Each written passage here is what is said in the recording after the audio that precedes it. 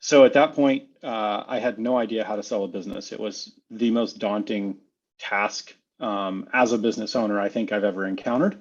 Was how do I find the right person to sell this to, and how do I make this transaction go through? How do I do it uh, legally, legitimately, and not misrepresent anything to the new owner? So about a year, 9 months prior to engaging with business exits, we started talking with personal contacts that had expressed interest in the business. This really went nowhere besides wasting a lot of time. We shared all of our information, talked through the business at length, and ended in disappointment. And not necessarily anyone's fault. I think there's just the nature of how that transaction was going to come together. You know, when you have someone that's not necessarily, they're looking to get into a business, but they're not actively looking, and they may or may not have the experience or funding necessary to acquire the business. So after two fairly in-depth rounds of, I guess you would call, due diligence with personal contacts that failed, my frustration level was pretty high. At that point, when how do you solve problems today? You ask Google questions. So I started Googling business brokers, and to be honest, when I first started down this road, I had been steered away or shied away from using a broker because I had some misconceptions about how brokers would work, about the costs of brokers, and some other things that just were simply untrue. But at this point of having failed twice on my own, I started shopping for business brokers. And when you Google it, you find quite a few. Digital Exits and Business Exits stood out with a great web page. And so I contacted Rob and Business Exits along with several other brokers and basically interviewed them.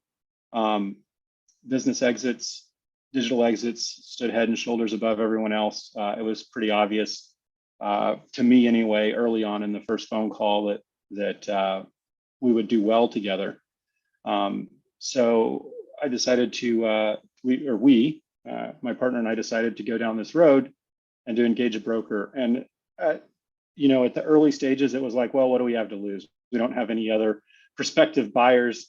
It's a 6-month contract, and the worst thing that'll happen is we'll learn something.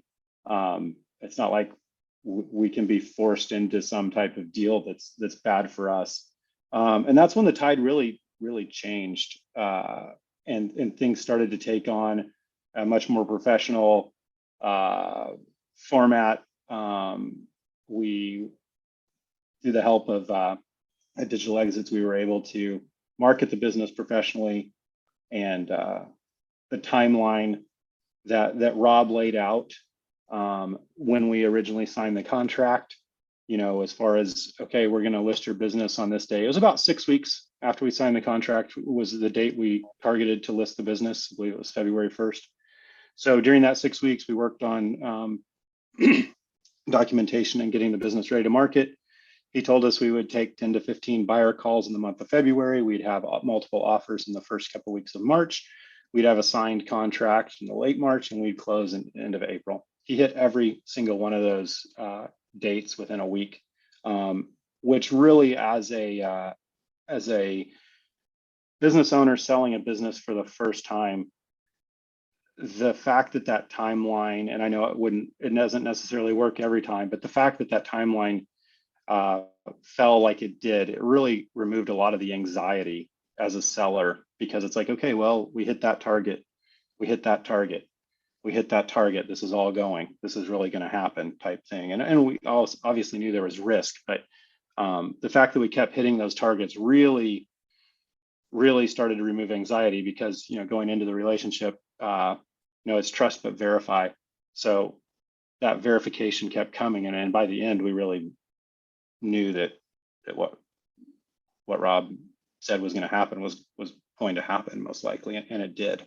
So that was an amazing amazing accomplishment, and I know how difficult that'd be to pull off on the broker side. But I can't say enough about how much that meant to us and how much that helped us through the process, because there's a lot of anxiety involved in selling something that, at least for us, made up 90% of our net worth. So it was a big deal.